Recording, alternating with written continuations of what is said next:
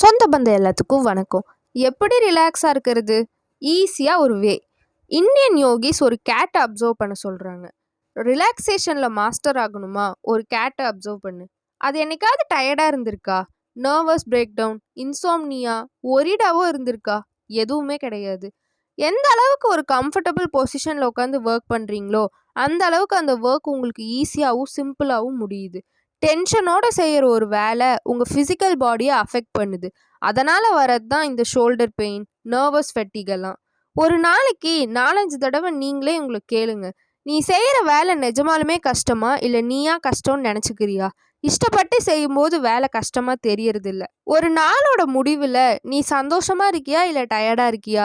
ஒரு marriage function போயிட்டு வர, அவார்ட் ஃபங்க்ஷன் அட்டன் பண்ணுற, அப்போல்லாம் நீங்கள் நிறையா ஒர்க் பண்ணியிருப்பீங்க. அதெல்லாம் உங்களுக்கு கஷ்டமாக தெரியறதில்ல. ஏன்னா happiness over come your tiredness.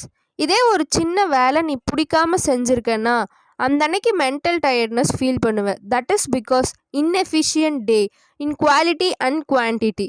அதுதாங்க உங்களை சோர்வடைய செய்யுது. தேங்க்யூ.